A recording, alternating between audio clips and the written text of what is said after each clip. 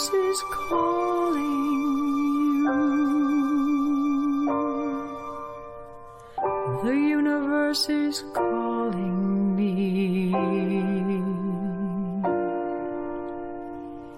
It speaks both day and night. It's full of dark and light.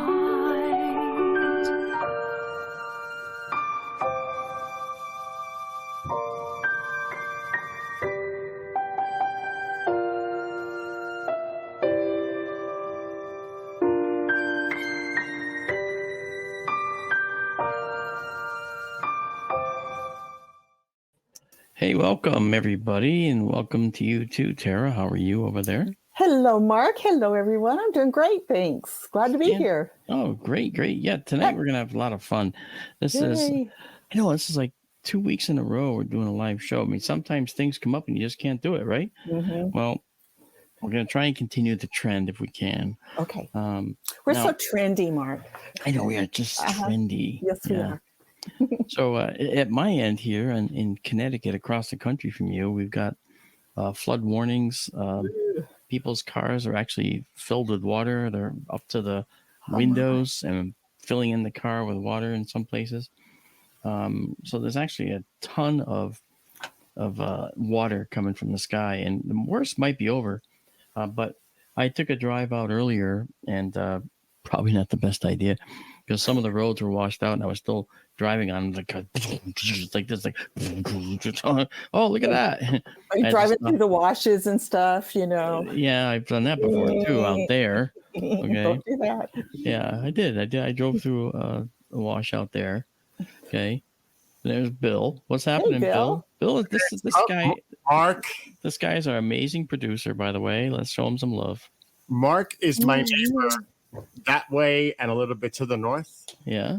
Mark, if you see me disappear, we have severe storms about to hit us in the next my. Well, if we go away, then people will understand that it's not your fault, that it's the weather's fault. Yeah, it's getting dark now, but just so you know, you hear it? I don't hear it, but no. I think I did. A rumble? Yes.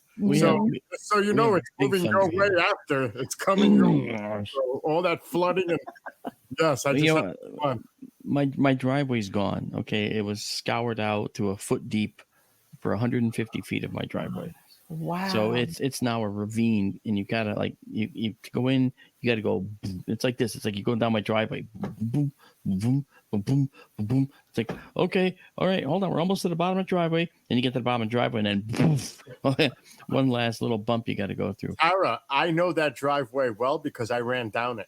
Oh my gosh. Well, that's because I was chasing you, so it's not fair. You didn't really see too much of the driveway. You were running for your life. Get out of this house. The road run I left us. Beep beep. I was gone. Meep meep. But anyway, have a great show and love you both. And thanks, man. Love you, Bill.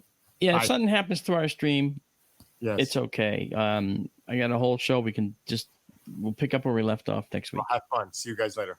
Thanks, Bill, our esteemed producer. Yes. Actually, I think he's pretty steamed right now because he Probably very humid. He might lose the show. Oh. It's like being in a steam box too. That's right. Oh yes. Yeah. Tell it is here in Phoenix today. It rained, for hours up early morning up till 7 or 8 this morning, and it was just been beautiful. Well, you're in North Phoenix, so is it raining up there and not raining in like Mesa? It's not raining now. It was raining this morning. So normally we get skipped. We're at the base of a mountain here, and the clouds go right around us, and so everybody else gets beautiful rains and monsoons, and we stay dry. But we got some rain last night. So. Yeah, but it's not flooding like you have. So yeah, no, my experience with Phoenix from years ago was that, like in the early morning and at dusk, it might rain, but then the water has no place to really go because there's a lot of areas that are on thicker clay-like soils out there. But I don't know how that is these days. I mean, there could be a lot of differences.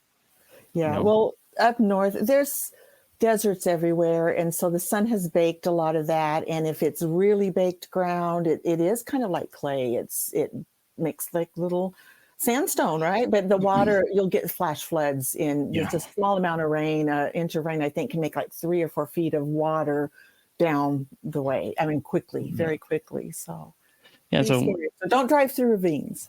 And what Tara was talking about before is kind of interesting. And there, you've heard them called arroyos. You've heard them called washes. You've heard them called "get the hell out of theirs." Okay, these are areas where water flows when it flows. Naturally. And if you're in the middle of the desert, it could be blue sky all around, and all of a sudden you hear water, and you look in one direction. All of a sudden, you're a train. It's like a train, and it's actually a water wall coming towards you from 40 miles away. Traveling through this wash, which is this cut in the ground that the water travels in. And there's a lot of people that get in trouble with washes. Their cars get taken. Some lose their lives, actually. It's not that common. It's only common for people like me that don't live there. Because I actually got mixed up on the road out to the observatory, a Sky Tour live stream. And easy to do. I started driving through a wash. Now I'm thinking, this is not the road. This is a wash. So looking at my GPS and my photographic map, I could see that the wash reconnects with the road farther down. So rather than back out, thing to do, continue going. And Cactus went on the windows, and I got what they call Arizona pinstriping on the car. And then I pulled out, got through a road, turned left instead of right, like I should have, and I got back to the main road and was able to come in from the other side to the property I'm trying to get to for the observatory. So, yeah. You can get lost out there, and then you're in that middle of that arroyo or that wash, Mark, driving, and here comes this wall of water, and you are, you're stuck. You got to abandon the car. If you can, otherwise you got to wait for someone to come get you, and then retrieve your ticket for driving in that. I don't want to be admitting it, but I mean, look, it's okay. It out there in the desert, there's no paved roads. Everything's a dirt road, and sometimes these washes or these arroyos, as people call them, will look just like a road, and you might see a fork. One fork looks identical to the other fork, but the right-hand fork is a wash, and it's going to end up going all these circuitous paths, and you see trees and cactuses overhanging. It's like, this can't be right. There's your clue. I don't remember this, and you can't turn around because once you start moving, you don't want to stop because the sand is pretty dense or pretty loose underneath those tires, and you could end up stuck. Yeah. Even with a 4-wheel drive. So I just kept rolling, not wanting to stop. Okay. And I reconnected, but that was lucky. So anyway, that's my stupid move of the Well, it's not your vehicle, so it doesn't matter. That is correct. That's right. That's right. No. Not. I treat other people's vehicles better than my own, which I think I think that's the right thing to do, right? So, and what was I doing? I was going out to do some maintenance on the observatory. What observatory? I'm glad you asked. It's the Sky Tour Livestream Observatory. We are an established 501c3. Okay. She knows well. She's part of the organization along with Marianne Robb. Okay. And together we've built a system that allows remote access, so we can access it. I can access it from here in Connecticut. Out there where she is in I was going to say California, out in Arizona. And we run it from here. So we can run it from anywhere we can get a computer. And so the Sky Tour live stream is this clear night foray through the night sky, take you to the deep sky. And we see remnants of dead stars, dying stars, glittering jewel boxes that are clusters, rich clusters, wondrous phenomena in the universe, like stellar nurseries, clouds of hydrogen gas that are ionized and look pink and red. And it's just stunning. The color in the universe is amazing. There's so much of it. Yeah. And those are places where life may eventually arise, because we started in a stellar nursery as the sun and other siblings, solar siblings, of which we've identified only one so far. Okay, we found an exact duplicate of the sun. We can't look at it in SkyTour live stream because it's in the southern hemisphere. Oh, darn it. When are we going to get a telescope there? I'm working on it. Okay, come on. Come on. I'm working on it. And this is also a stream where anyone who comes in can be in charge if they want to be, meaning, I'm always there. I'm an astronomer. That's what I got my degree in. Okay. So I will steer the telescope to wherever you say you'd like to look. And many times we get lots of requests in a night. And the only time that's hard to do is when we have a lot of people watching at the same time and the requests come in fast and furious. Right. So that's a problem. And we've had up to 5,000 people watching concurrently from around the world. Incredible. It's okay. Look, I'm just getting you can't hear it, but there's a buzzing. I'm getting another flood warning alert for my area. If you see water come through my portholes. There's my portholes up there. Oh gosh. Yeah. Or if you feel the ship starting to rock, then you know we're in trouble. Isn't the ship supposed to rise with the water instead of come through?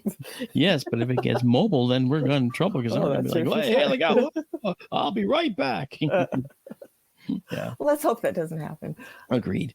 So what we do is we do our live streams. We show people these beautiful images. And for people that want to subscribe to our Patreon for a monthly fee, and for as little as $3 a month, we provide a monthly fee, and you get shout outs all the way up to personal guided tours of your own. And we've done at least one of those personal guided tours so far. And you have one too, because you're one of the principals in SkyTour, and so does Marianne. And that's available to you as well. Yay. Okay. And so, and then you'll find that we have an active chat. We have a good fair amount actually of moderators who are wonderful people, and they stop all the crap from coming through that might come through. Thank you. Yes, thank you for our mods. They're wonderful. Thank you. Awesome mods. Our KGRA audience is the best audience on planet Earth. There's no doubt about it. I will never argue with that. We've got good people out there, and we have wonderful people that have just joined. And for the people that just joined, I say welcome. Hi. So I think it's cool that you guys have joined. And don't forget to subscribe. This is our radio show on astronomy. That's a telescope right there. That's our East Coast telescope. Yes. That was in an observatory dome in my front yard. That was a real trick because the town was like, what's that big dome thing in the front yard? Is that a missile silo? And I would just look up and say, yes. They're like, what? Because they're legal to have on the front of your house in Connecticut, right? They are. They are. Good. All right. I'm not in the middle of a big town. I'm actually in a rural area. So you're driving along, and from a distance, it might look like the top of a grain silo or something. But then you get closer and you see it's only 5 feet tall to the dome, which goes up another 5 feet or so. And the whole building's about 8 feet in diameter. That's how it was. Well, anyway, the telescope is there because I sold a dome. I outgrew it. That equipment didn't fit nicely in that small dome. So I'm changing the approach. In the West, we have SkyTour Livestream, our West Coast Observatory. Yeah. We have beautiful images that we've captured there. A lot of people have seen some of the stuff we've captured. This is an example. This is called the Jellyfish Nebula. It's an old supernova remnant. Okay, here is another supernova remnant. It's a central part of something called the Veil, and the eastern part of that looks like this. I'm sorry, that's an eastern part. Yeah, I don't have the western part up right now. Actually, I think I do. Yeah, there's the western part. Wow, pretty. So that's a long veil. That is a long bridal veil. Yes. Oh, it's gorgeous. So that's the east side. There's the central part of it, and there's the west side of it. Wow. So we have the entire thing, and what we've done is mosaic it together so you can see the whole thing at once. And it's literally gigantic. It's massive. It's the size of several full moons across, which is amazing. Wow. So anyway, so we do stuff like that. We show crazy things like that. We just love it. But you see it happen live right in front of you. Mm-hmm. That image, all those images you saw were 20 seconds long. 20 That's seconds. Amazing. Oh, thank you, Bill. And so with 20 seconds of exposure, we can actually capture a ton of things. And the way we do it, thank you, Bill. That's Thanks, SkyTour Bill. Live. Yeah, SkyTourLive.com, SkyTourLive.org. Brings you to the same place. It's our portal. And what we do is we take a first shot, okay, and then we take a second shot of the same thing to another 20-second shot, align it with the first and stack it so that the stars align with each other, the nebulae align with each other. And then we build an image sandwich like this, doing stacking. And that stack does several things. Number one, it reduces the digital noise that is inherent with any camera system these days. And it also allows faint detail to be seen once that noise is eliminated. And the longer you stack, the more images you stack, you can get absolutely stunning images. And we have acquired some very stunning professional observatory quality images by doing this method. And the nice thing is, from SkyTourLive.org, you can actually go download them for free. And they're the raw images that we show you, the raw, semi-processed ones. If you want the finished processed ones, which are literally 500% better than these that you see, and you wouldn't know it until you saw them, then you can They're all pretty. Yes, you can be a member of our Patreon. Yeah, and get like $4 a month if you're at the lower tiers, and above that you get access to the entire repository of our highly processed photos. And I know people that are like, "Wow!" And then if you're really interested, you could go to our Etsy store, SkyTour Shop, on Etsy, SkyTour Shop, all one word, and you can find these things emblazoned on water bottles, mouse pads, sneakers, blankets, lamps. Everything you need to survive on a daily basis. Right. If you want to survive the apocalypse, you got to do it with a SkyTour pair of sneakers. That's right. And allow you to trudge through the ashes of the old city. I think that's a great idea. Yeah, Beautiful images. Well, and if you have access to the images, you can do whatever you want with them. So that is correct. So we provide the raw images too. And you know what? We also have an app called the SkyTour Skygazers Companion. And the app is coming out. It's not out yet. It was made by Isabella, one of our Bulgarian, hyperstar, I should say, members and participants in SkyTour Livestream. She is incredible, and she's also an artist. And she created this app and took several years of data going all the way back to early 2021, all the way to the present day, and put it in an app. So you can actually search on every time we look for any of these objects I just showed you. Okay. And from that point, you can download them all, and then you can compare how they look and compare them with the oldest ones. And guess what? There are differences. She found stars that have vanished. How about that? It's amazing. Okay. And she found asteroids in our old imagery. Okay. So she's done some real science using our data, and we've got years of it out there. So it's pretty cool. Pretty cool to see. SkyTour Livestream was also named in an award by Las Cumbres Observatories, which is a network of observatories around the world, professional observatories, big observatories. And we have been awarded hours to use on a big telescope, so we can do some of our other research we'd like to do, which is really cool. And we're going to in fact, one of the guys on it just said to me today, I think it was today, that he wants to use some of our ideas to try and get some data. And one of the things I'd like to do is revisit some of these sites where we have seen stars that are missing.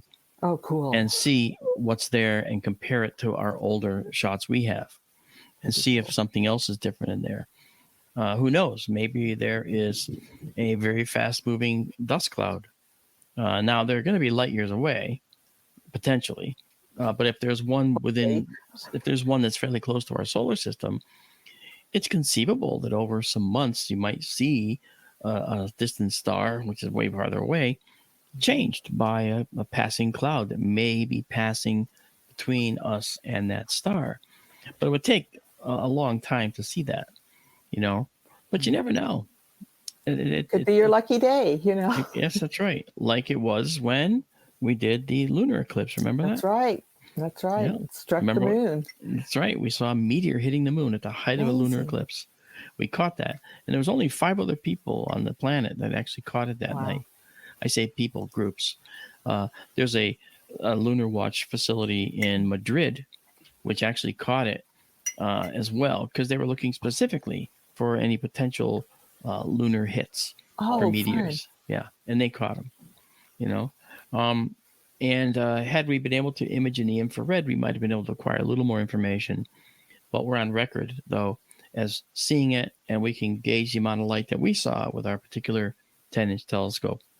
And actually, Cool. that was this telescope right here that actually Yep, saw it. that's right. That one. Cool. It wasn't the Arizona telescope at that point. What a good telescope. I know. Uh-huh. Yeah, Mhm. this telescope, though, I think we're probably gonna sell, because we're gonna be replacing the East Coast with. We're not gonna put another big telescope like this here. We're gonna actually replace it with a smaller system. Actually, something more along the lines of what you see on top of it. That's a small 5-inch refractor. This is a Schmidt-Cassegrain. It's a miroscope. The light comes in at the end here, goes down to the end, hits a mirror, comes up, hits a secondary mirror, and then goes down through a hole in the back where it comes out to an eyepiece or camera out here. A little different from how we're operating the one in the desert. You know? Cool. That's interesting. Very cool. Yeah.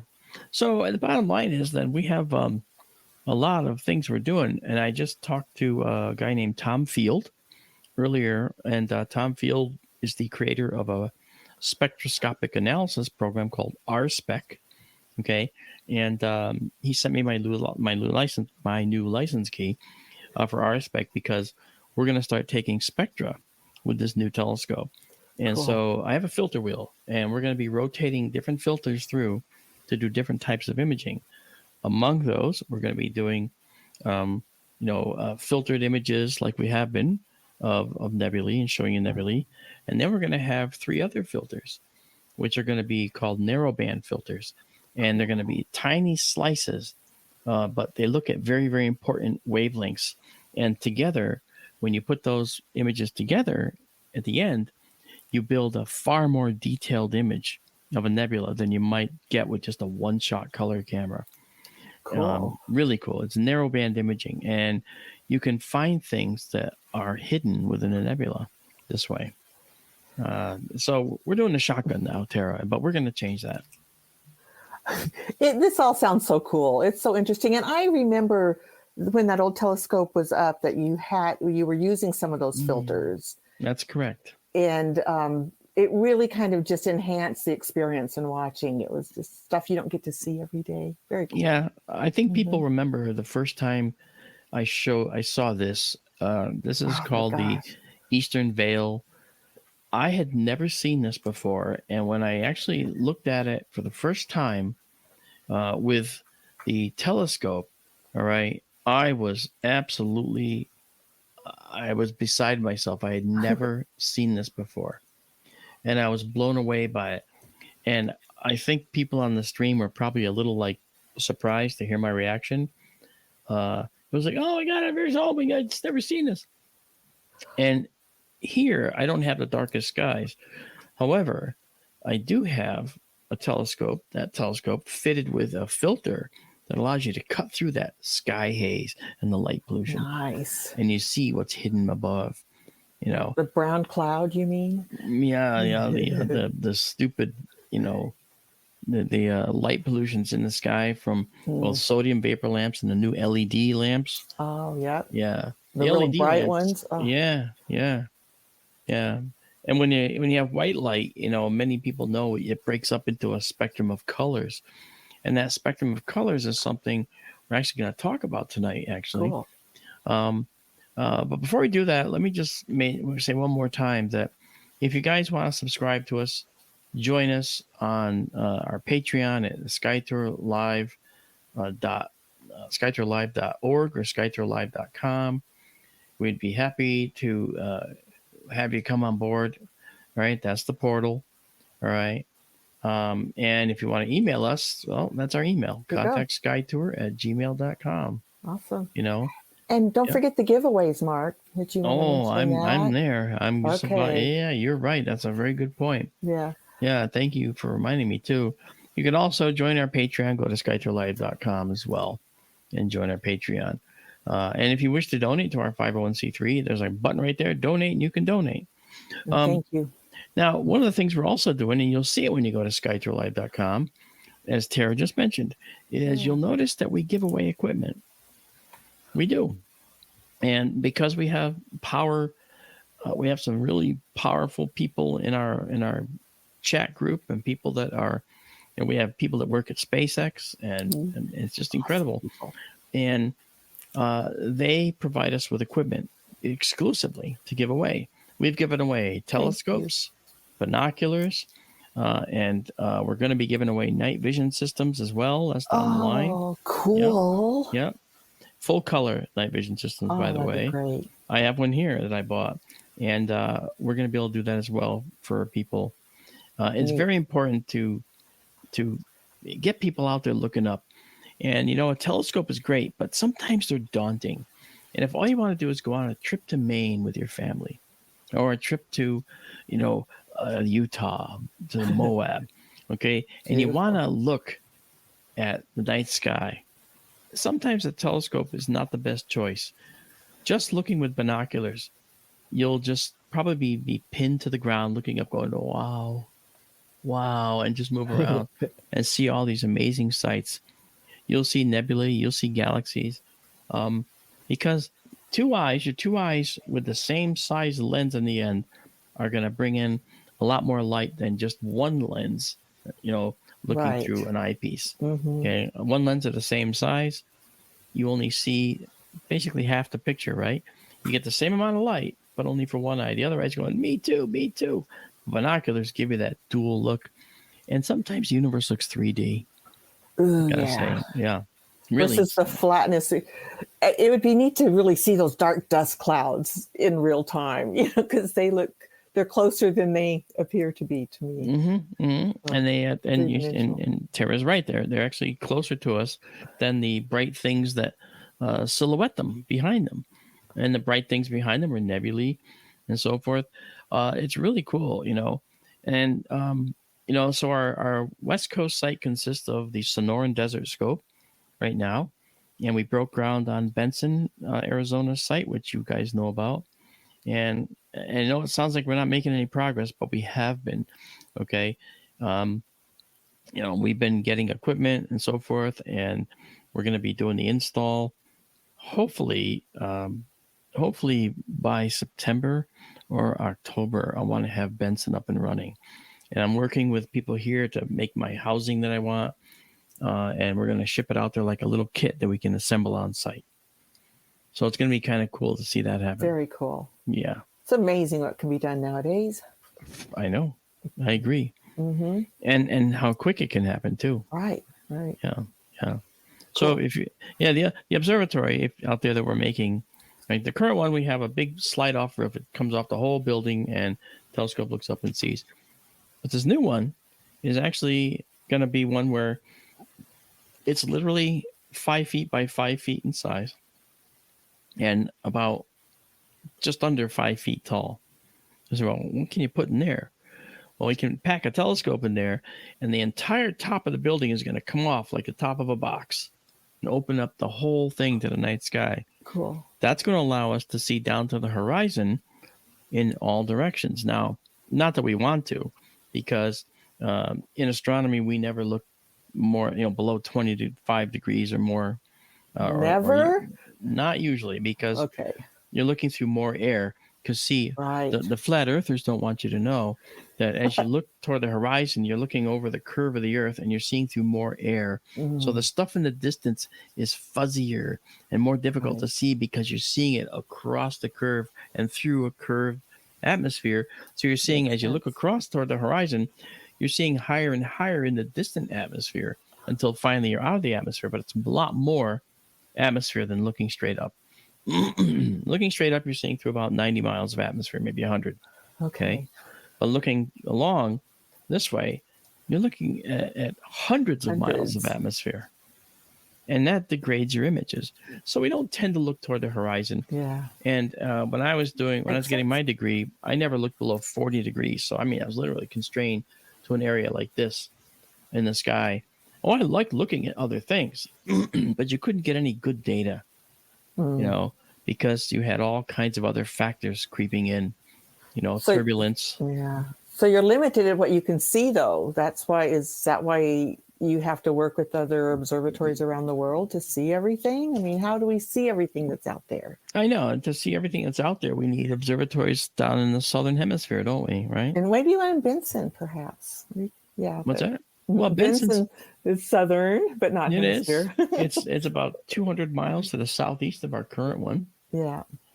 And as a 200-mile distance, we are going to get a slight elevation in objects, but it's not that different.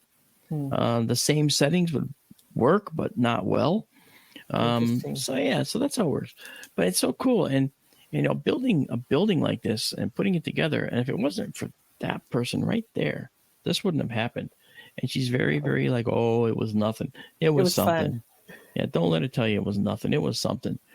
She was effectively the foreman out there, because she took charge and she made sure that everything was done on time, the right way. Yep. Okay. Marianne was right there by her side, working with her to make sure this was done.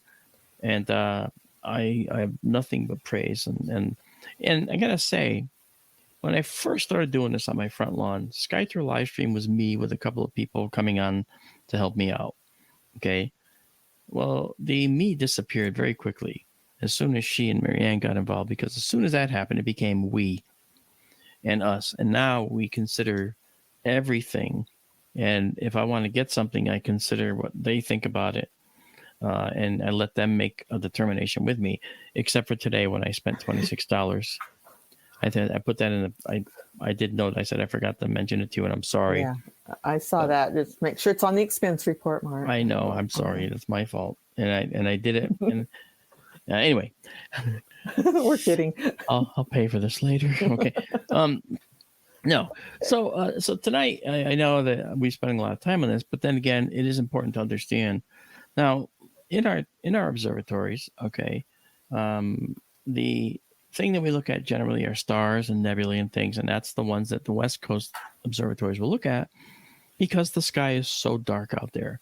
Out here, the sky is not as dark, so we're not going to get the same benefit with Deep Sky Observatory. Tempting as it is to put that telescope back in a building out front here, it doesn't give the same return, and people want to see more, and I'm okay with that. Yeah, you spoiled us for sure. I did. So what I'm going to do now is out front here, we're going to put a solar observatory. So cool. We'll observe the stars at night in Arizona, and we'll observe the sun during the day in Connecticut. Oh, fine. Because solar images won't degrade, and they are very, very stark details that we can see. So I've got the solar telescope. I've actually had it for a long time, and I'm going to put a mount out here, and we're going to put an automated cover so that if I'm in Arizona at the time, I can actually run it here. Okay. And then very cool. I know, right? And then we're going to study the surface details on the sun, those prominences that leap off the sun. If we hear about a solar flare, we'll go observe it in real time, and you'll see the bright area on the sun that's currently exploding this flare. And when they explode, see, a solar flare is this amazing ejection of material from the surface of the 10,000 degree surface of the sun. Now it's many millions of degrees in the core, but the outer envelope of the star is just along for the ride, as we'll talk about in a little while. And so at that surface interface, sometimes magnetic field lines, because the star has a very powerful magnetic field. Okay. Sometimes those magnetic field lines get all twisted up. And when they break, they might break outward and spew material with them, because the material follows those magnetic field lines. So you have this normal sun, it's doing this boiling and stuff, and all of a sudden, boom, stuff comes right at you. And if we get one of these, it's called a coronal mass ejection, okay, a CME. That's high energy protons and electrons heading straight for us. And when it does that, what you see on the sun is a visible flare. And the flare is so bright sometimes that it overexposes the sensors on a camera that's trained to look at the bright sun. And it gets even so bright even that it overexposes those. And you'll see a bright spot, and then it expands and gets bigger. And the flare event happens over a short period of time. It doesn't happen in like 10 seconds or 5 minutes. It happens over the course of like a half hour, an hour, hour and a half. So when you hear there's a flare in the sun, you can say, okay, I'll go turn on the telescope. And by the time you get to it, it's still happening. Oh, cool. Okay? Yeah, the sun is big. It's over almost 1 million miles, 864,000 miles across. So these flares are like several times the size of the Earth. And when you see them from this distance, okay, it can be 10 times the size of the Earth. You actually watch them. You can see over a period of minutes, you can see them moving. But they look like they're not moving every time you look at them. And then if you come back 5 minutes later, you might see that. You might see that 5 minutes after that. It takes a long time. So it's pretty cool. Yeah. Hey, thanks, Kathy. Oh, what did Kathy say? Kathy said, oh, wow, Kathy. Well, thank you so much. Yeah. And rest in peace, James Lepresto, astronomy professor of Kathy. Wow, Kathy, thank you so much. That's sweet. Yeah. Yeah, this is the quality of the people we have here. Mm-hmm. And they didn't have to do that, but they do. Yeah, and it's too bad that we lose good people. We lost Carl Sagan, my favorite astronomer, right? But he lives on because we make fun of him. Sometimes we'll say, we have billions and billions of stars in our universe. If I close my eyes, it really is him. Yeah, it really is not. So that's funny. That's great. Yeah. So when we look at the stars, right? One of the things we might observe is that, and this is something that comes up often. That people ask me as an astronomer, and they say, "How come we don't have any green stars?" Did you ever notice that? We have blue stars. Greens, who wants a green star? Well, there's some green. I mean, there was green in the veil, so there's green in the nebulas, but not in the stars. Okay, that's right. Right. Okay. We're going to talk all about that too. Never thought about it, actually. Yeah, and we see green and blue in nebulae, and we see red in nebulae. The colors of the universe are red, blue, and green primarily. Okay. Kind of primary colors, sort of. Well, they sort of actually are. Sort of, not really. Yeah. Well, if you think about it, RGB, red, green, and blue, is kind of what the colors of the universe are, just like you said. So there's got to be a reason for that, right? Right. Yeah. But the thing is, why don't we see green stars? This is interesting. Now, stars emit a full spectrum of light. And what's the full spectrum? Well, the full spectrum looks like this. Okay. Ooh, pretty. Yeah, that's red, orange, yellow, green, blue, indigo, and violet. It's a rainbow. Yeah, it is. That's right. Indigo. That's one of those weird colors, right? But indigo. Mm-hmm. Yeah. So this is the full spectrum. This is what we see from the sun. But you know what? The peak light from the sun, the peak, all right, the light that we get the most from the sun, if you look here, this is another curve, all right? And now those are wavelengths along the bottom. 350 is this is actually this is wrong. Ruh-roh. Yeah, that wavelength, they should be swapped. Okay, so they got it wrong. That's amazing that somebody put out I actually borrowed this diagram. But just look at the green. Okay, you see the yellow and you see the green in there. Okay, the green is the peak wavelength that the sun is giving off. It kind of looks like yellow, but it's really yellowish green. Okay, but in that peak wavelength that the sun gives off, okay, you'll notice that all around it are other colors too. All right, so this is the spectrum that we get from the sun. You see the green section? That's actually a pretty hefty section. But we also get red, we get orange, we get yellow, we get blue, indigo, and violet. So the green is right in the middle of that spectrum. So if you're going to see green Right. light, okay, you're also going to get all this other light. So that washes out any potential to see the green light itself coming from the sun.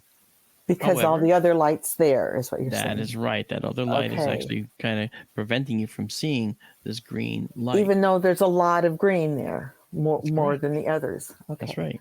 Hmm. Yeah. So when we look at it, okay, we'll notice, for instance, that, and we call this Roy G. Biv, red, orange, yellow, green, blue, indigo, and violet, right? Roy G. Biv. Oh, yeah. Okay. Red stars will have more than just red in their spectrum. They might have red, orange, and yellow, and maybe some green. Okay. Blue stars will have a lot of blue in their spectrum for sure. So you see the B, the I for indigo, and the violet, V. Okay. But you might also get some green in there as well. But you won't see much red. Just like with the red stars, you won't see much blue. Okay. And as we said, the sun actually peaks in the green. So again, with all the colors that are also coming in this continuous spectrum, we don't actually end up seeing at all. We don't see the green at all, you know. So, yeah, you know, but that's the reason is because it's never just green. We don't just get green. We see red, orange, and yellow, and we see blue, indigo, and violet as well. And what do those colors represent again? The colors represent the continuous spectrum. If you break up the white light into its component colors, you see the rainbow in the sky. Water droplets are doing that for us. If you wanted to do it with a prism, a glass prism, we could do it with a prism, and we could actually watch the light form this rainbow, and that's the continuous spectrum. Right. So when we look at the continuous spectrum, it has to do with the different lengths of the wavelengths of the light. Short light is blue. Longer light is red. And green is kind of in the middle. But we get it on both sides. And when we get it on both sides, it makes it hard to see the green in the middle of all that. Okay. Now let's suppose we took out a green filter, a specific narrowband green filter that only looked at green light. Okay. We'd see a very bright sun. Oh, interesting. Because then we'd see the true green light that's there, but it's totally overwhelmed by all the other light that's around it. And then the green light is washed out by the red, orange, and yellow, and the blue, indigo, and violet light that we might see.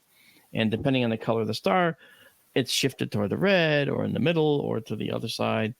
And there's white stars too that do all of it. You know. So is maybe this isn't related, but the difference in the colors, like the white light, that is traveling at the speed of light. Are the other colors traveling at the speed of light as well, or do they travel slower because of their frequency? No, they're traveling at the same speed. They're all 182,262 miles per second. So light, no matter what color it is. Well, yep. Versus light is light. Now you can get some strange effects, however, when these emissions are traveling long distance, especially in the radio frequencies from distant galaxies. We get something called a dispersion, and that's what happens when you get some of the wavelengths get sort of stretched out a little bit, and they arrive at slightly different times. And it has to do with the fact that over long distances, traveling in between galaxies, in fact, you might get some of that light impeded by things that other light is not affected by. So they can kind of outdistance each other, these different parts of the spectrum, and they get here at sort of different times. That dispersion actually is something that can help us figure out how far away something is and how far it came from. Yeah. Can you calculate that? Yep. Interesting. The dispersion is a calculable data piece. Cool. Yeah. So it's the dust that's dispersing everything. Well, yeah, the dispersion can be related to dust or neutral hydrogen gas in between galaxies. Oh, interesting. Yeah, and I don't have a diagram to illustrate how dispersion affects things from long distance, but keep in mind that we found out that fast radio bursts come from other galaxies because we noticed that these bursts had this dispersion applied to the spectrum that's arriving. Okay. And so when we caught them in the radio frequencies, we actually saw that it was spread out. And that dispersion is what showed us they were coming from very, very far, billions of light years away. Wow. Yeah. So it's pretty cool, actually. It's amazing something can last that distance. Or just something invisible can last that distance. So I don't disagree. It's incredible. It really is incredible. Very cool. Mm-hmm. Yeah. So now, when we talk about the stars in general, one of the things that we want to talk about are the different types of stars, because they do some pretty cool things, right? Different stars, obviously. But, as stars age, their colors can change. And what's color have to do with a star? Well, we've talked about color with stars before. And if a star is really, really hot, it's going to be very, very blue. Right. If it's not so hot, it's potentially white. And then as it gets cooler and cooler, it goes to yellow, to orange, to red. And red stars can be tiny stars, the size just a little bigger than Jupiter, or even at the size of Jupiter, as we found in a particular case. Or they could be giant red giants. Okay. It only has to do with temperature.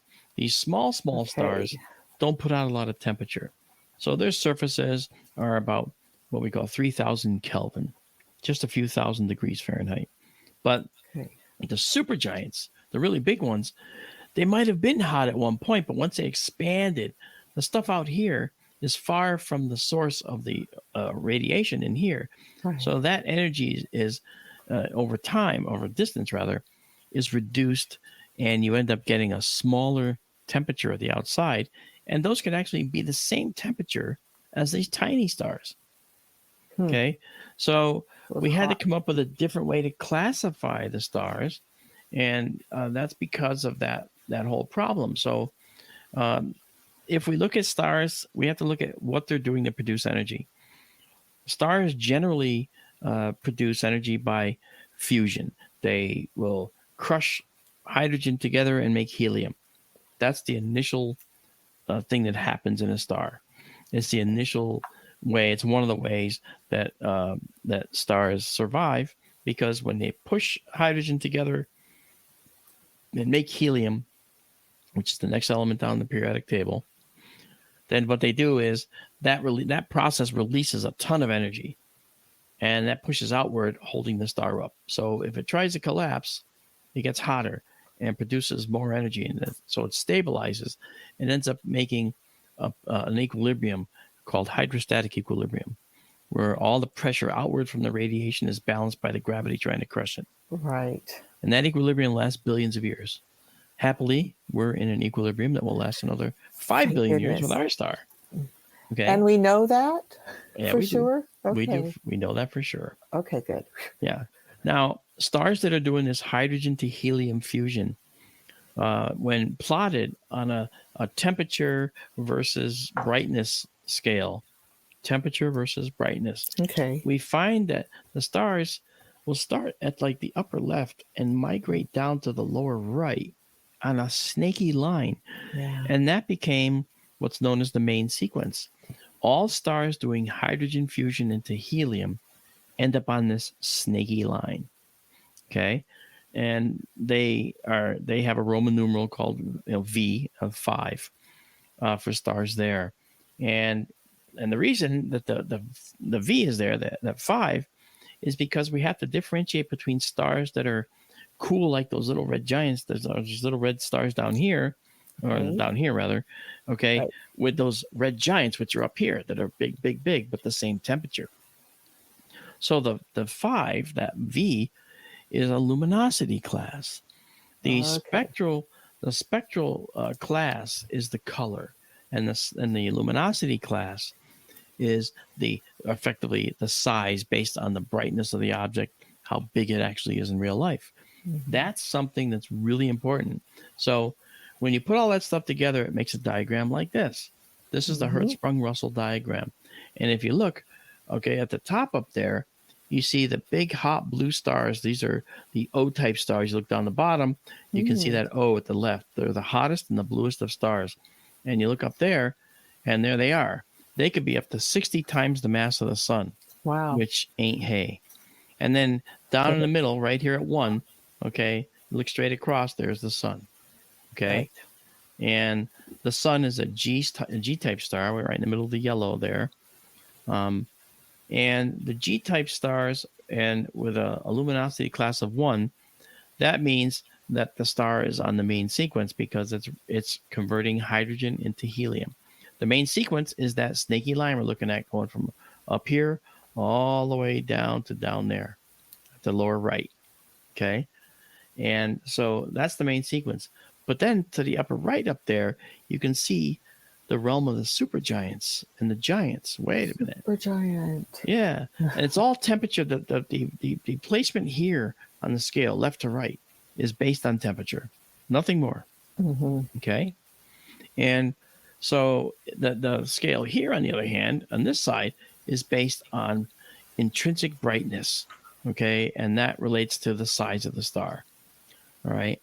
So the bigger stars that are giant or supergiant stars could be O stars. But there's a problem, because stars that are that hot and young, they burn through all their hydrogen very quickly.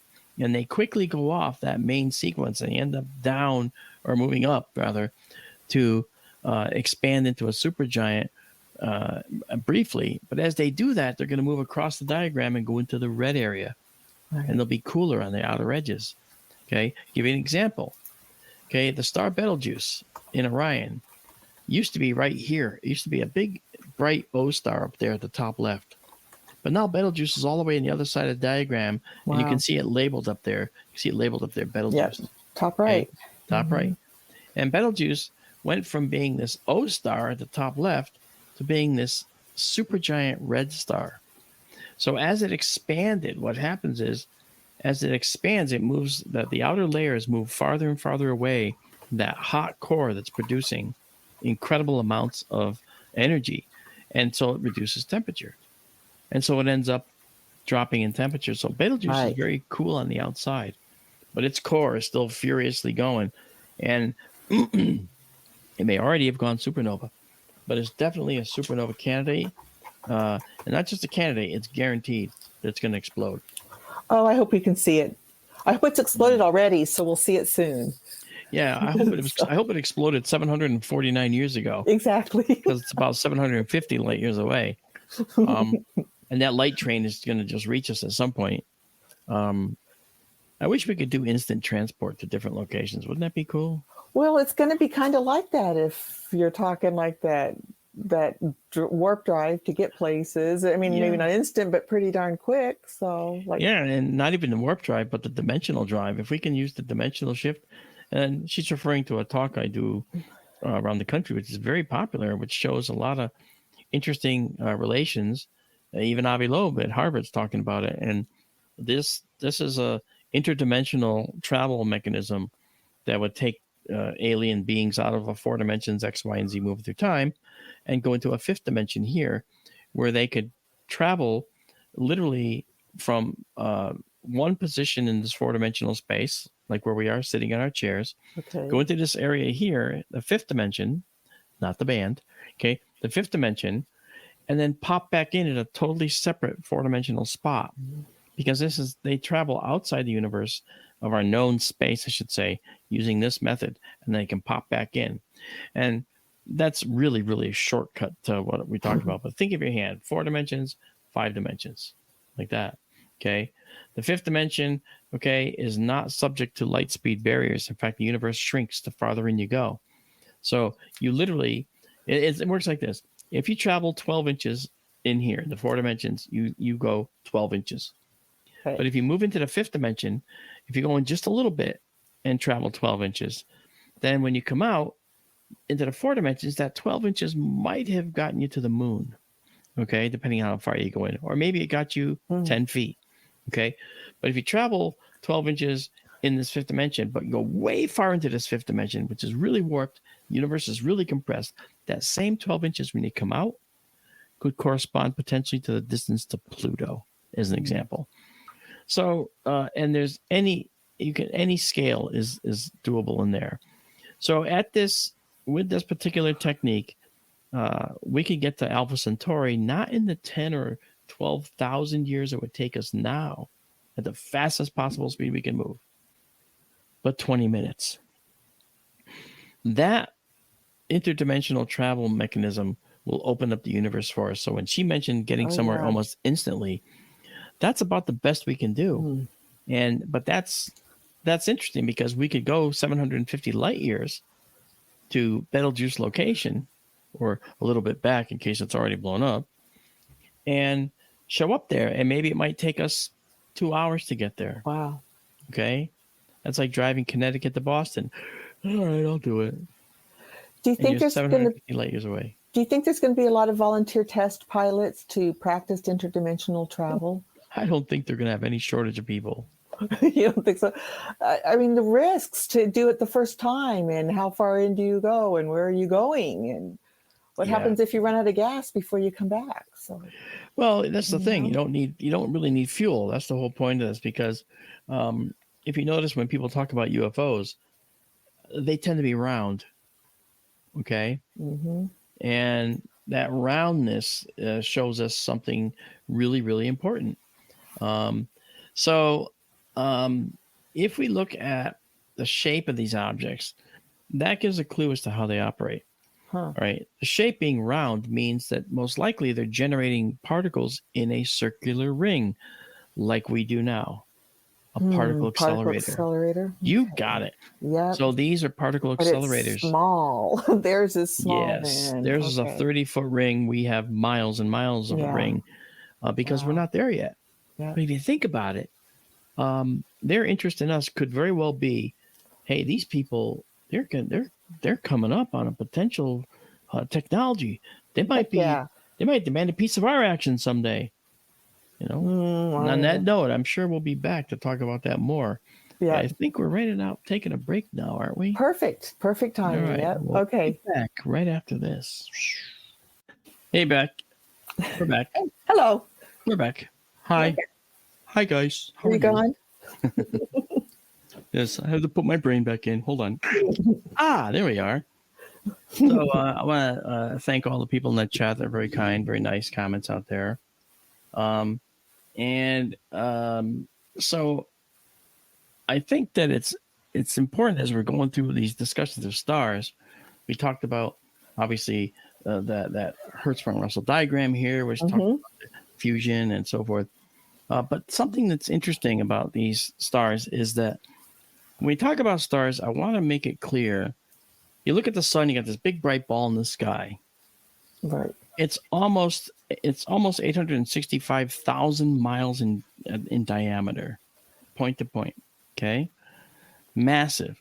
But that's not where the fusion is taking place. The energy being generated is in the core. That outer area is called the envelope, and that's just along for the ride.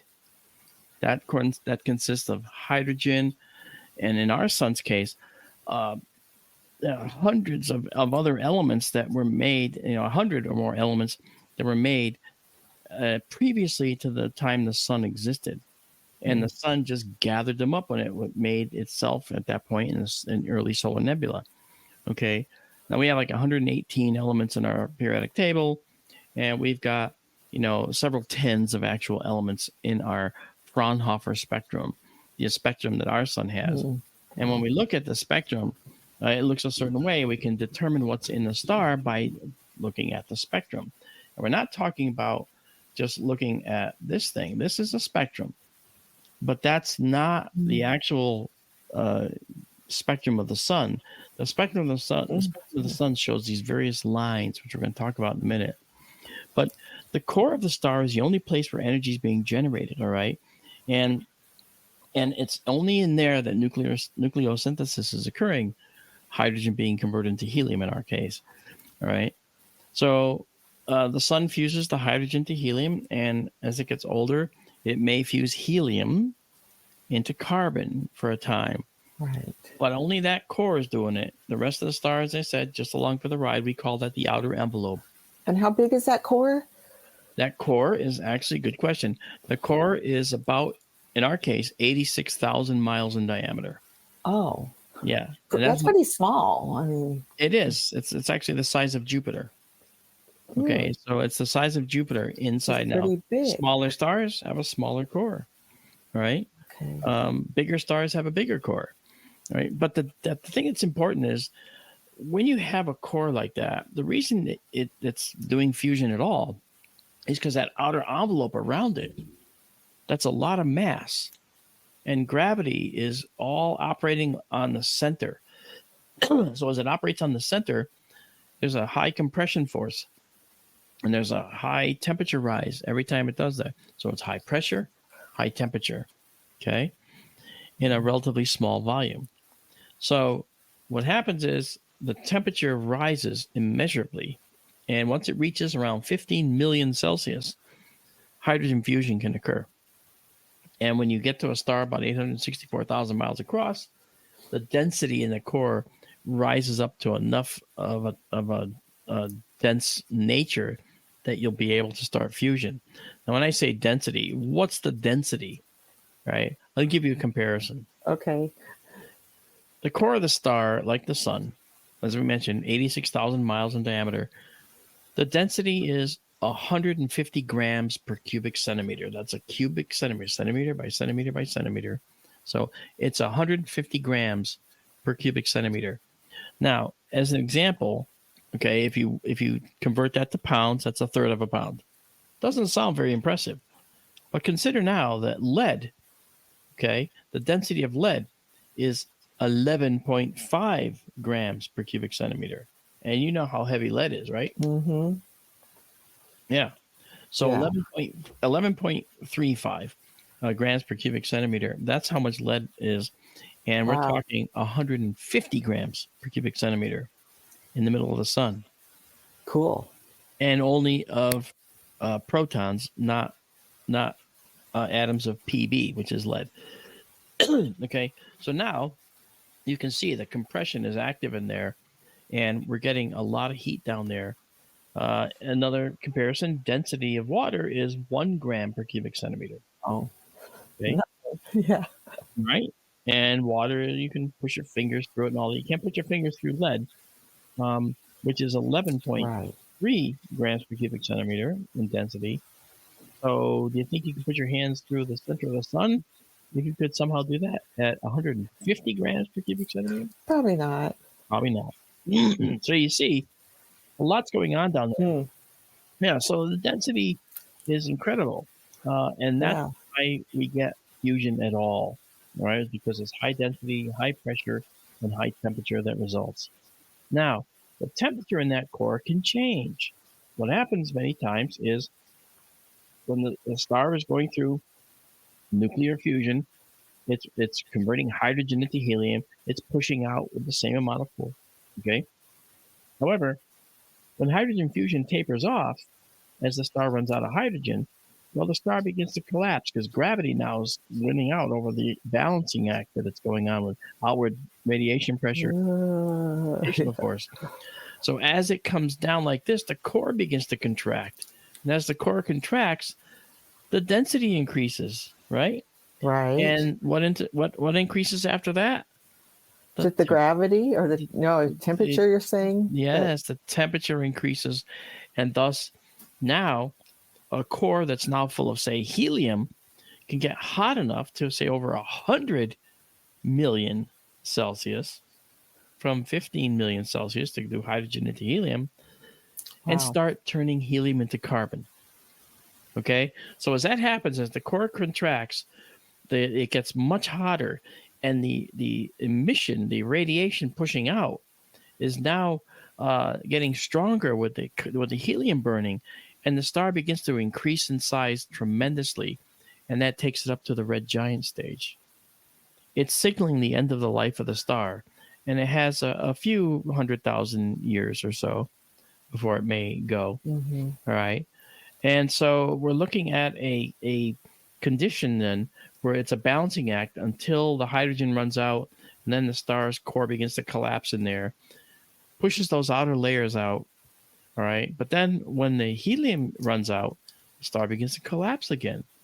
And when it gets down far enough, it could actually start to take carbon and fuse it into nitrogen and oxygen. And when that happens, it does this thing again. right?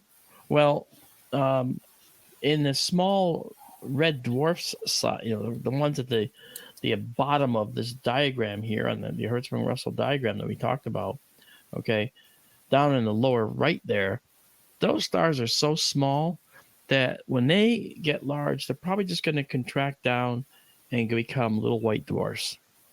Okay, that's their life. But because they're so small, I call them little tiny percolators in the universe. They're little percolators. Going back and forth? No, because not a single one of these M stars has died since the beginning of the universe. Oh. They live trillions of years. They just change. See, there's a lot of things that goes on in these stars, Tara, that's really cool. They have the hydrogen envelope, right? And they have that core, okay, which is much smaller, the size of a planet, like Earth or something maybe. And it's causing hydrogen fusion. However, because of the nature of the star, because it's so small, the stars have a convective region, all right, and a radiative region. And sometimes right outside the core that we have a radiative region where the radiation is pushing out. And then out or further from that, there's a convective region where stuff kind of boils like a pot on a stove. Okay. Well, when you have a small red star, almost the whole star is convective. And that's taking hydrogen from outside down back into the core. All right. And giving it more fusion fuel. And so the star can continue to percolate for trillions of years. Cool. So talk about a star that could possibly give way to life eventually. There's more of these red stars out there than any other kind. So it's possible that if we're going to find life, it might exist around a planet that's orbiting a red star. A small red dwarf, as they call it. So we don't have to look just like at a G star or anything for what we might need. No, we might find life around these red dwarf stars, which are really cool. Now, the thing that's interesting is I talked about that envelope and what stars are made of. And inside the star, the core, like I said, is the only thing doing nuclear fusion. And then the envelope's along for the ride. In that envelope is all the stuff that the star was made with. And fusion creates new elements. Hydrogen is made into helium. Okay? Helium, in the later stages of the star's existence, helium is made potentially into carbon, right? That's where our star will go. It will only go from hydrogen to carbon eventually. It's never going to get much further than that at all. It doesn't have the mass to do it. But I showed you stars on that diagram. If you look in the upper left here, okay, there's stars that are 60 times the mass of our star, and 30 times, and 20 times, and 10 stars. Spica is 10 times the mass of our sun. Wow. Okay. And it's a very, very hot, B star that we see there. Now, the thing about these stars is that the bigger and hotter they are, the farther along in that fusion process they can go. Our star is not really that massive, so we can go from making hydrogen into helium and helium into carbon, right? Maybe some oxygen isotopes, okay? Stars like the Spica and these other hot blue stars, well, they can go right past all that and go all the way to iron, number 26 in the periodic table, okay? Now, that's pretty impressive because these stars will make all these elements, right, all the way up to iron, and those are really impressive. And this is an example of the table. Look at all of those. Oh, yeah. If you look at the green, okay, those are dying low mass stars. So dying low mass stars, there's a process that can actually allow those elements to be built. Okay, this is our periodic table, right? I'm showing we're going up to 103 in this one. We're up to 118 now. But once a star explodes, these massive stars explode. You see number 26, iron, kind of in the center of the diagram there. Okay. Phi. Yeah, Phi, Co, Ni, Q. I mean, Q's in. right. Cobalt, nickel, copper.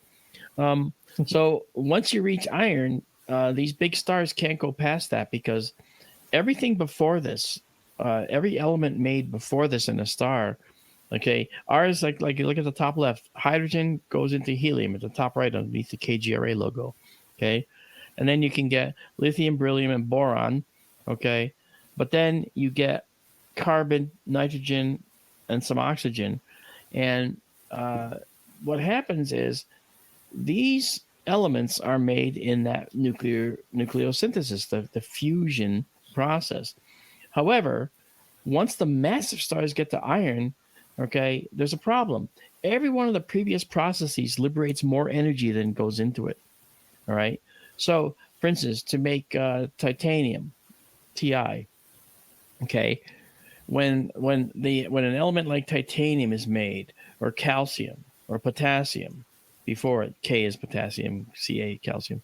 Okay, when you look at elements like that, more energy is released by building a titanium atom or titanium nucleus than it takes to actually make the titanium nucleus. So more energy gets released from the process. By the time you get to iron, it goes over the top of the curve, meaning to make anything past iron, you actually have to put more energy in. And so naturally a star won't go there because it does what's easiest, and what's easiest is to get to iron. It can't go beyond that. So how do all these other elements come into being? Well, they come into being through exploding stars, as you can see in the yellow. Okay, they come into being through merging neutron stars, which are the purple. Okay, they come into being through dying low mass stars, which are in the green. Now, there are processes that occur in stars like our sun. All right, and in our sun, we actually have these process that takes place. It's called the slow process.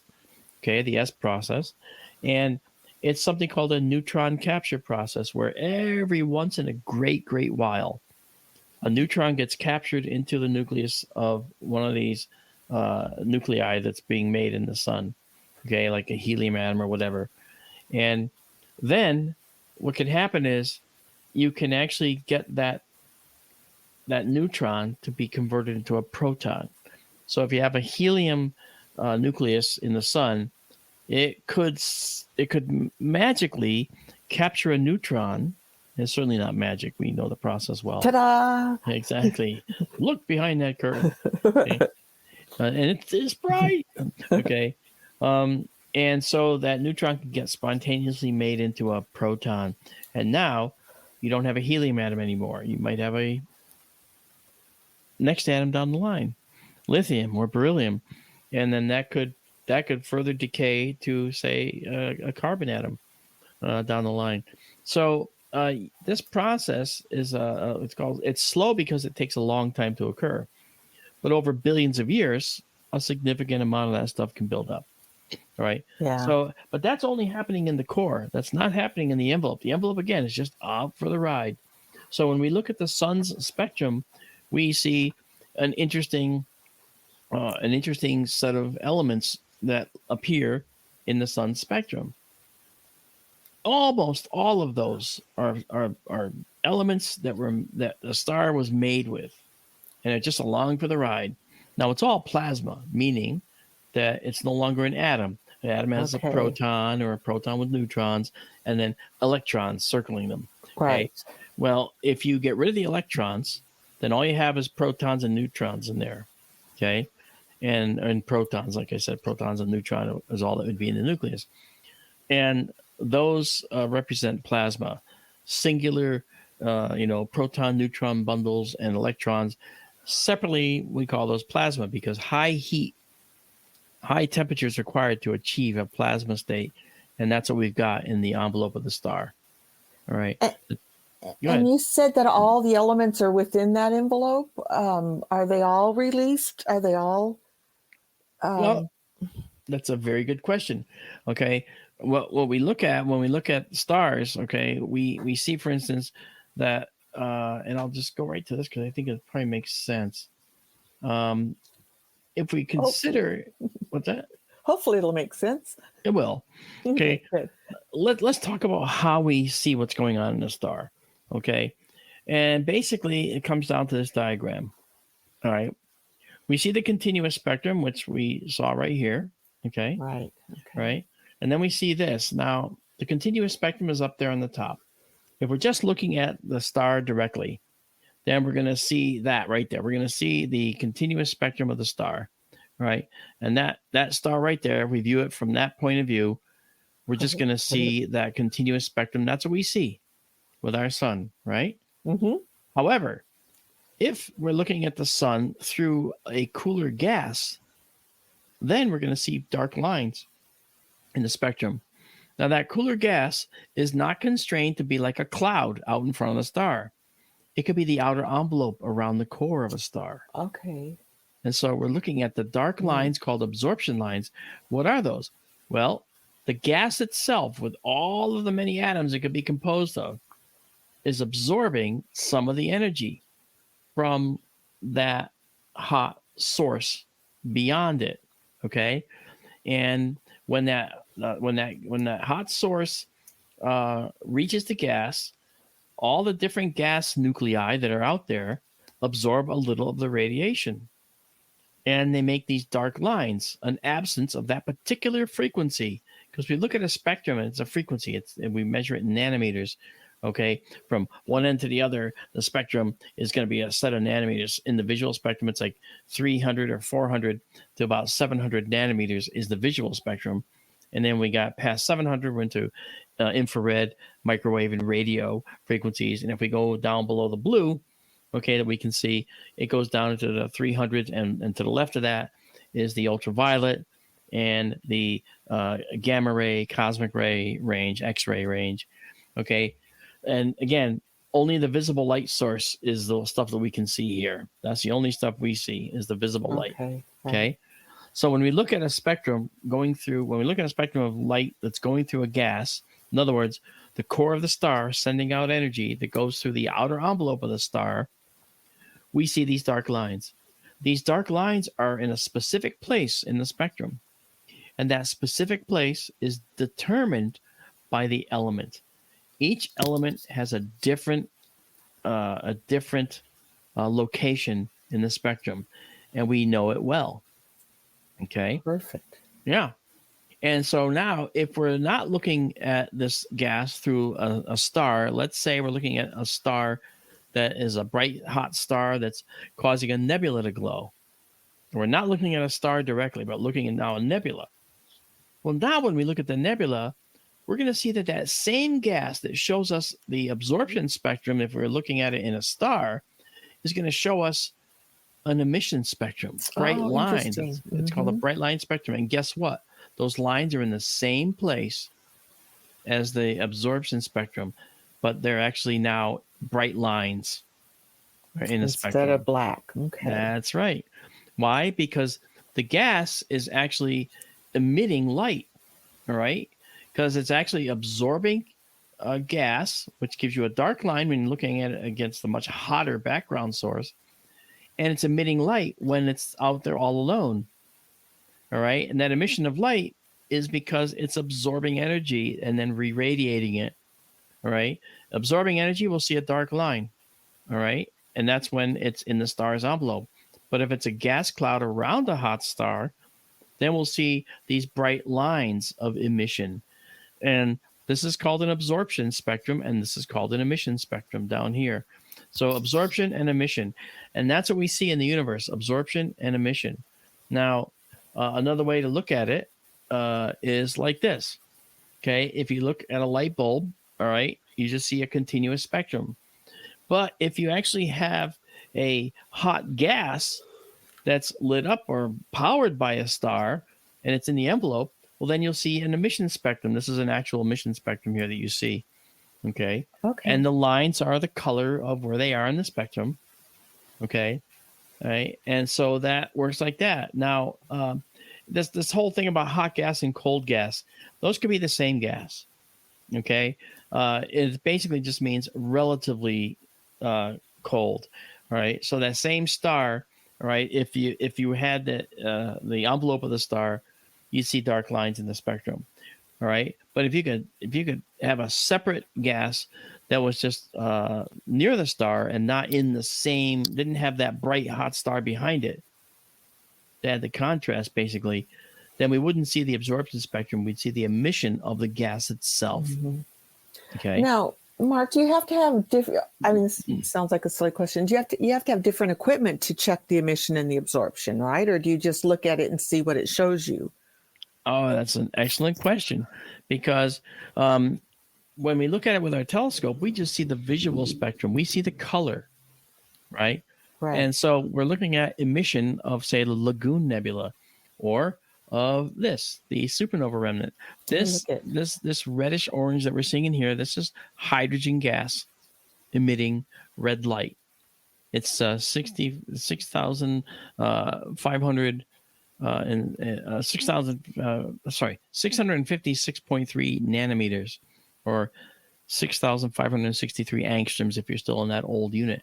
Okay, but I know the emission, that's in the red end of the spectrum, in other words. And when you see like a bright star, now actually this is from a supernova remnant, and the supernova occurred right about here.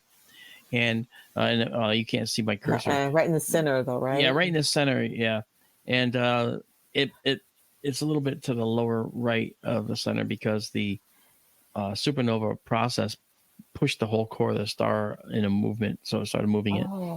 But the bottom line is that red is due to hydrogen emission. Now, if that was still in the envelope of the star, we'd see absorption lines from the hydrogen gas. Okay, but we see emission because it's now a separate gas glowing on its own. When we see a sunspot, it looks black against the sun. That's because what's behind it is much, much hotter than the sunspot by a couple thousand degrees. If the sunspot was removed from the sun, it would glow red by itself. Right. And you'd say, wow, that's the same spot? Yes, it is. Because now you don't have the contrast of a much brighter sun behind it. You just have that little spot all by itself. But it would glow red hot. Right. Because that's how hot it is. Right. So in the same way, the envelope of the star, around the star, is going to have the absorption lines, because the much more distant hot core of the star is going through relatively cool gas that's not millions of degrees, but thousands of degrees. And so it can still absorb energy. If we could slough off that outer envelope of the star, however, then the gas, if heated up by that central star core remnant, we might actually see emission from the nebula. And that's exactly what we do.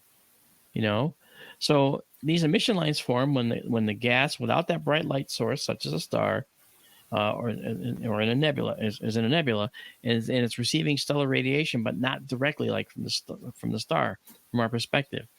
Okay.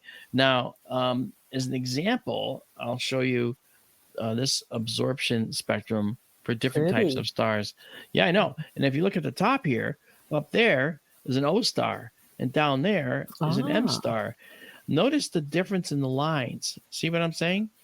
These lines, these different absorption lines, tell us about different things that are in this atmosphere of the star.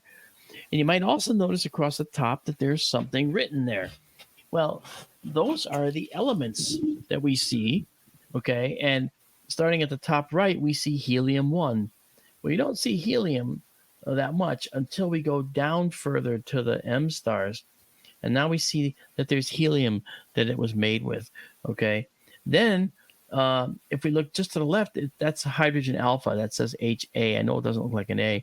And you notice that the lines get bigger and bigger and bigger until we reach this A0.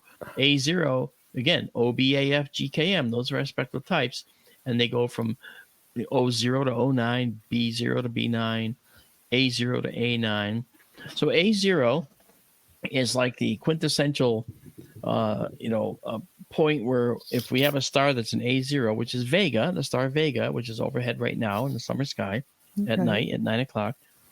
Vega, as an A0, has the strongest hydrogen lines of any part of the spectrum, or any stellar type. So you see on the left in the red, you have H alpha at the top. Then you move over and you'll see the next brightest dark line is H beta. And then H gamma is the next one. And you'll notice that all you see are the dark lines. You don't even see many other lines in the spectrum, right? So we'll see that we have we have hydrogen beta, we have hydrogen gamma, hydrogen delta. That looks like a little S up there. Okay. And so we have that spectrum of the star, and that's taken with a spectroscopic system, a spectroscope. All right. And then you get down to the M stars, and now you're looking, why are there so many lines in those M stars at the bottom? Well, the reason is because those M stars are not hot on the outer surface. So what happens is we see the spectrum of the outer surface effectively. And out in that outer surface, we can see that we have things like titanium oxide. Wait a minute, that's a molecule. So on the lower right in the red on the M2 star there, which is down here, okay, M2, and the far right, you'll see Ti and then a big O. That's titanium oxide. And that's a molecule, right? And there's several of those there on the right side, titanium oxide, okay? We have iron, okay? And we have sodium, all right? And there's more of these molecules, all right? And the reason is because when we look at a red star, the outer layers of that star are so much less hot that they can actually allow molecules to form in that outer atmosphere. Right? Yeah. So that's kind of interesting. Now, what we're going to be doing with the Benson telescope, we're still going to be, showing beautiful things like this and so forth. That's not going to stop. But we're also going to be able to do things like this. Okay. Ooh. These are different stars. Okay. Up here at the upper left, you see we have Delta 1 Lyra, and it's a B2.5 star. Okay. Then we have Gamma Lyra right here, which is a B9 star. But you notice it has that luminosity class after it. So B2.5V means it's fusing hydrogen into helium. B93 means, however, that this is actually a giant star. All right.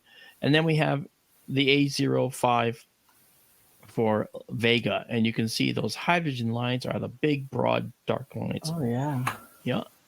Then we have Zeta Lyra and Zeta Lyra. And you notice that this is an A4 star.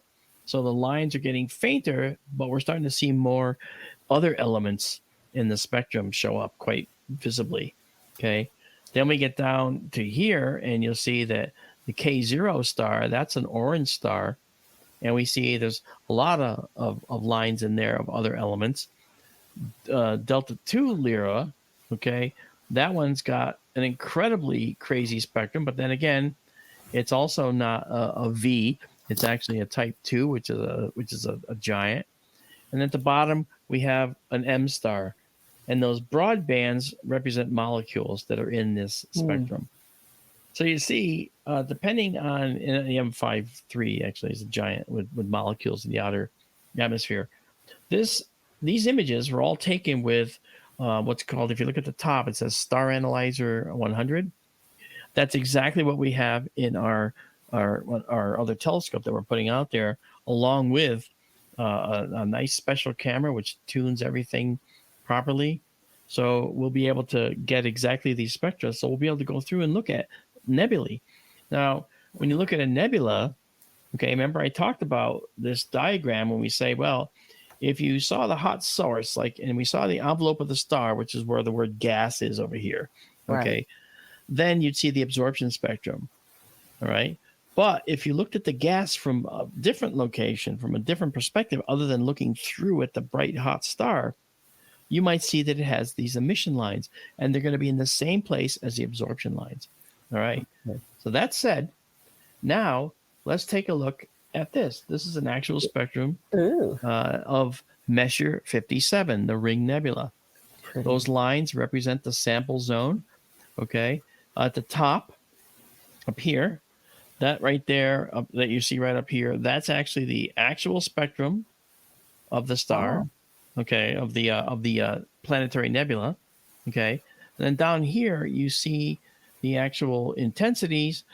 Here and along the bottom you see the wavelength of this material. And what you're looking at then is the bluer end not the end where the hydrogen alpha is. That's in the 65 or 656 range, a nanometer, and so that's actually a little bit to the left in this scale. We're not. It's out here more. Out there more.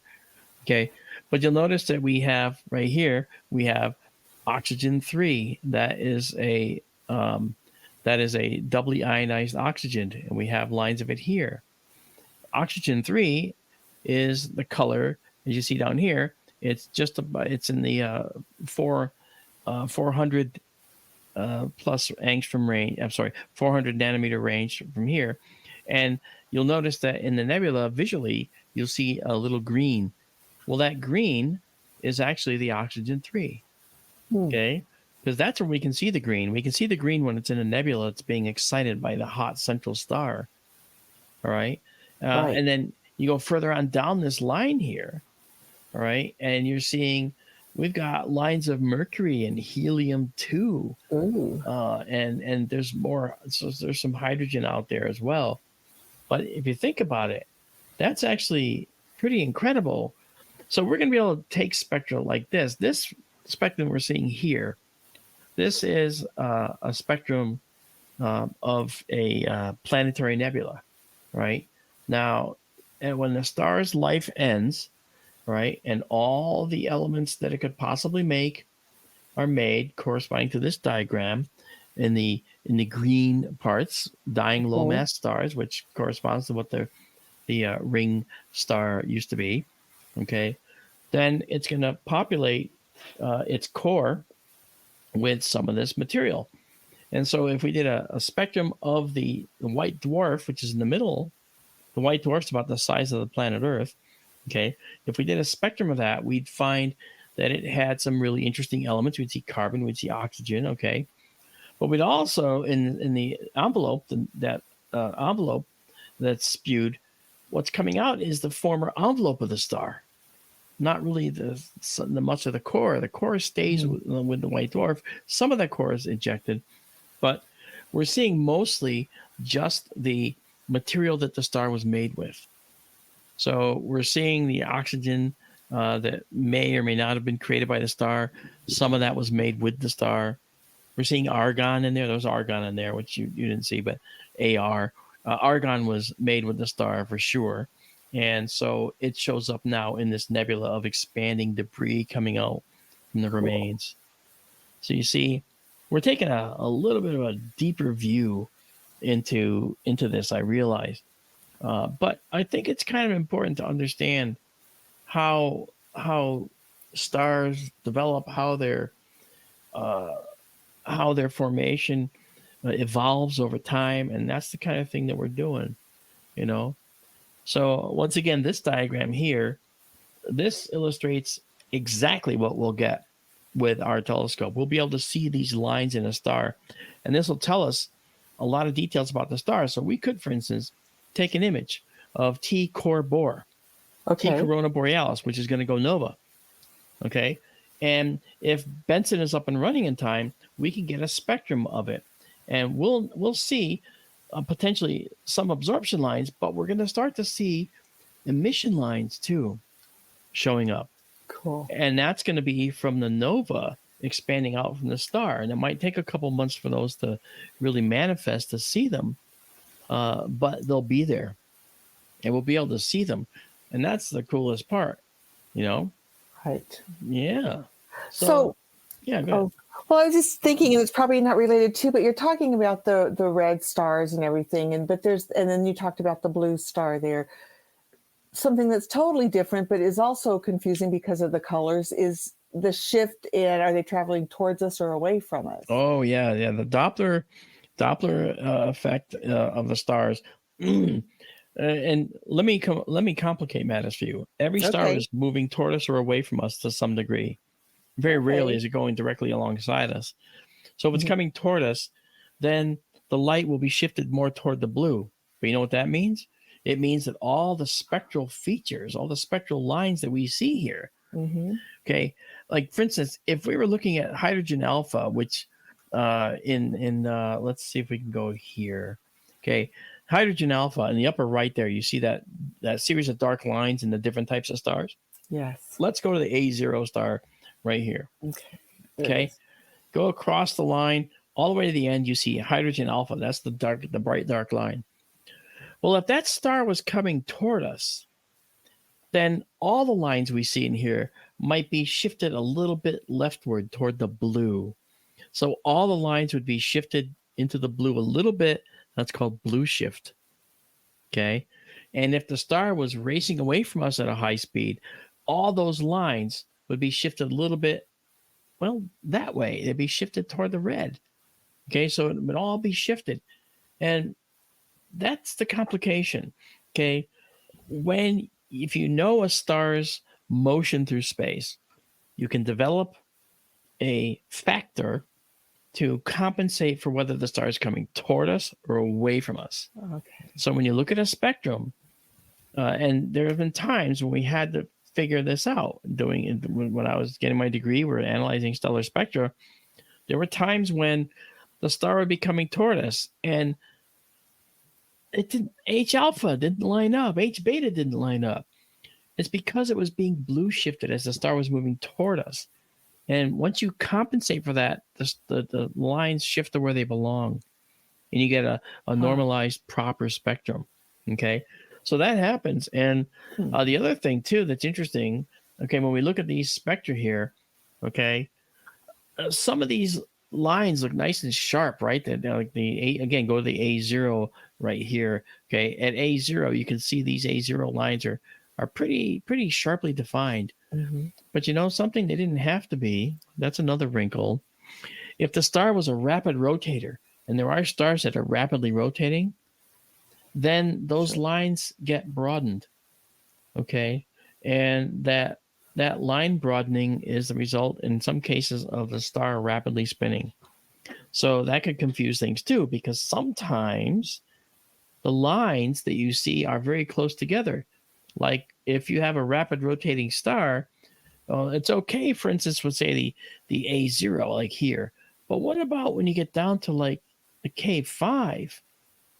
Well, now all those many lines you see near the middle of the spectrum, Right. they might be broadened into each other, creating just a band of dark, and line broadening is a problem we have to face and try and figure out too. So the rotation of a star affects the spectrum.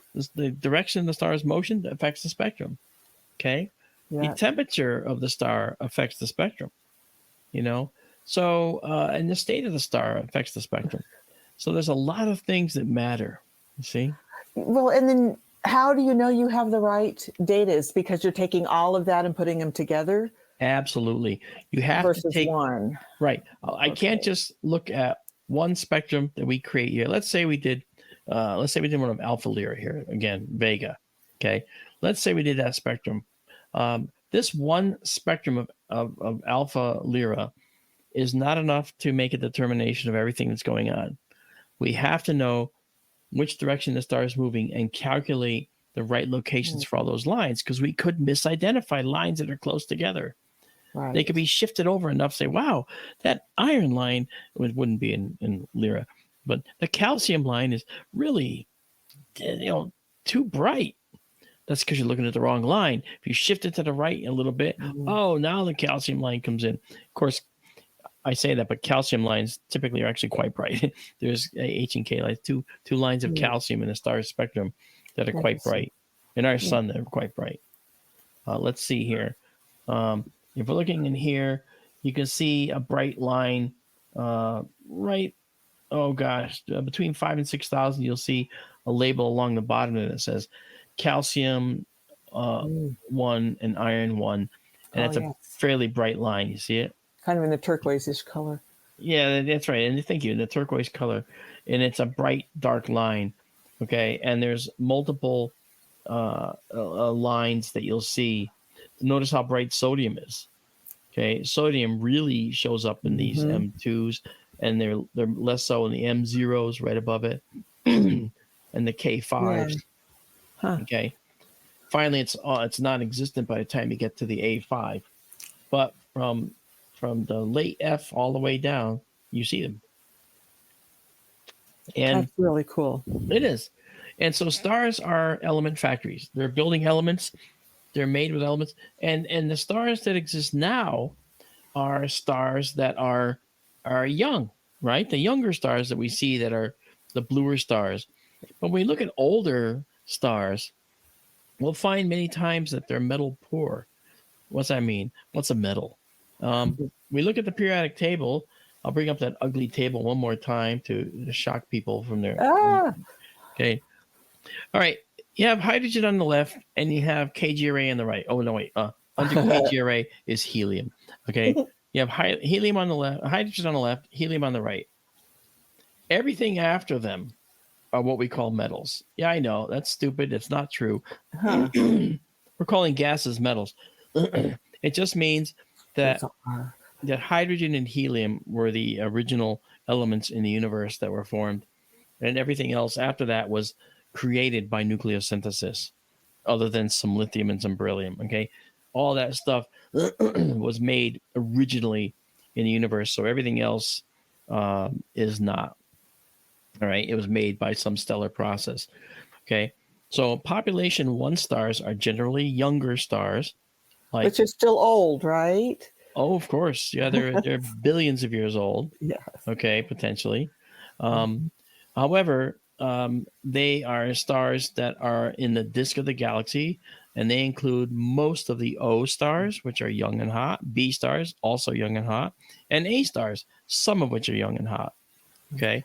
Now, they will be in age, on average, these stars, a few million to 100 million years old, and that's their life expectancy.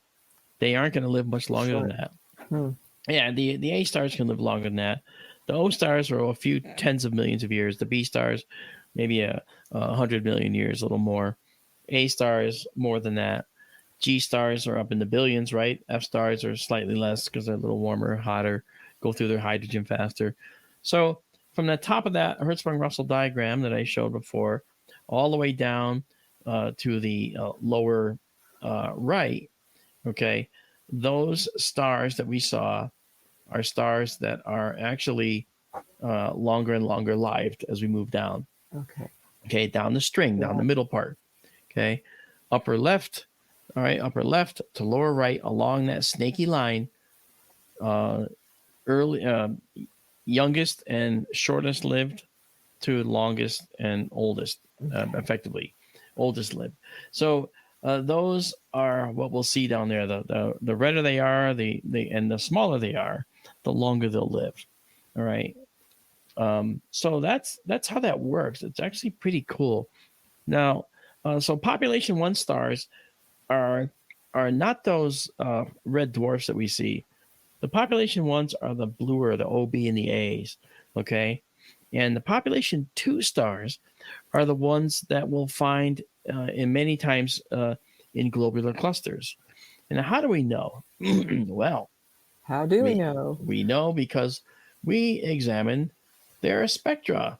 And so when we look at these stars, we look in their spectra, and we see that the stars, okay, in the spectra of the stars that are in globular clusters, they don't have very many lines at all in them.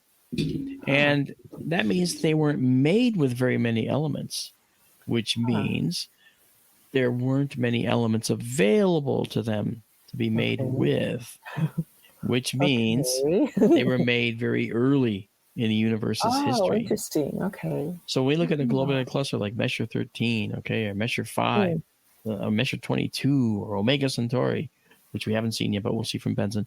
Cool. These globular clusters have sometimes millions of stars in them as a globular cluster. Wow. And it's possible that they're bound by a black hole in the center, which is why they may exist at all. That's another set of studies. But the fact is, these globular clusters don't have anything much beyond hydrogen and helium. So what's that tell us as exoplanet hunters? It tells us, as you might guess, we're probably not going to find a lot of life in a globular cluster. Yeah. Now, they're halo objects. They go plunging through the disk of our galaxy and then back out, and they keep going around. Some are outside all of that. Okay. But for the most part, they're plunging through the disk. And it's possible they could shed a few stars. They get sucked off by other gravitational forces, or they might acquire some stars. If they pass near enough, that whole cluster of stars might drag a star down with them as it goes through, and that becomes part of that cluster, perhaps. Huh. So there's a possibility that can happen. That said, that's one way in which we might find a globular cluster planet out there that might have actual potential for even being in existence. Because without hydrogen or helium and all the rest, titanium and calcium, phosphorus, without all of those materials, it's very likely that no planets can form around stars in a globular cluster because they were never made with any such elements, and they were never around any such elements. And they're separate. They're plunging through our disk because we know that they're newer because there's less elements. If they were part of our galaxy, they would be included with more elements. Is that how it is? Not exactly. Okay, they're among the oldest stars because the newer stars are formed from elements that are now in existence. Okay, we were formed in a solar nebula. Right. In this solar nebula, we had iron and silicon and all this material. Well, the star that forms the heart of our solar system was formed with those elements as well. Mm-hmm. None of it's in the core. The core is the hydrogen, the compressed hydrogen, right? And if there's any other elements in there, they're not hot. It's not hot enough to fuse them. Okay. The envelope is full of all this other collection of materials that was made with the star. Right. Along for the ride. Okay. So gravity pulled in. That's right. Gravity pulled in. And now, that's right. And the remaining amount made other clouds around the star as it formed. And they, of course, orbited the star formed an accretion disk, this disk of material. Right. And it started clumping. As it clumped, it made Mercury, Venus, Earth, Mars, Jupiter, Saturn, Uranus, Neptune, and Pluto. It's a planet. I'm sorry. I don't disagree with any of that. Okay. And the asteroid belt was a belt of what could have been another small planet. Okay. But the presence of Jupiter out there prevented these particles from actually coalescing into a planet. Okay. Because as the asteroid belt went by Jupiter farther out, those asteroids be tugged toward Jupiter and then go back to their normal orbit. And that slight tugging every time they go around was more than enough over millions and billions of years to prevent a formation of a planet. Now, it wouldn't even be a planet. If you add up all the asteroids' mass, this is a little. Oh, yeah. Yeah. You add up an asteroid's mass, or all the asteroids' mass that we know of in the asteroid belt, it adds up literally to about a fourth the size of the moon. It's crazy. It seems like it's huge. I know. But that's the perspective that you get when you see representations of the asteroid belt. You see this gigantic mountain. So, wow, that must amount to a giant planet. Yeah. No. And that's small. Different than the Oort cloud, correct? Yes. Yes, we have the asteroid belt, which is actual established belt. Then in the middle, that's after Mars and before Jupiter, and then we have farther out past Neptune and Pluto, a planet. Okay, we have the Kuiper belt. That's spelled Kuiper, and that's the realm of the icy bodies. And we noticed there are some larger objects out there similar to Pluto. Sedna is one. Okay. Makemake is another one. There's a bunch of them out there. And then beyond that, we have an Oort belt, which is a belt of further icy bodies further out. And then farther out and encompassing the whole solar system is the cloud you're talking about, the Oort cloud. Right. Now, how big is that? The Oort cloud stretches literally more than halfway to Alpha Centauri. So it's going out a couple light years. Is it a sphere or is it a disk? It's a sphere in the Oort cloud, but there is an Oort disk too. But there's all our planets in their orbits. Then we have the asteroid belt after Mars, and then Jupiter, Saturn, Uranus, Neptune, Pluto, and then beyond that we have the Kuiper belt of icy bodies. That's a relative belt, and beyond that we have an Oort belt. Oort spelled O-O-R-T. I know. Okay. It's someone's name. Okay, and then we have that cloud, the Oort cloud. Okay. And it's it's been romantically characterized as the realm of the comets, but in fact, how romantic! It is, but it's so far out that in fact, stars moving through the universe and around the galaxy perturb these things, and some of them end up getting slowed down. In which case, the gravity of the sun can pull them in, and they make an orbit, and maybe they leave after that, or maybe they become periodic comets, which come back. These highly eccentric or highly elliptical just like orbits. We need to do in a few minutes. Leave and come. No, right now. I thought we had to 57. Okay, I'm sorry. It's 54. Well, folks, thank you so much, Tara. Thank you. Yeah, thank you, Mark. It's fun. So interesting. Yeah. Well, folks, see you later. Thank you for coming, and we'll see you next week. Thanks, everyone. Bye-bye. Bye.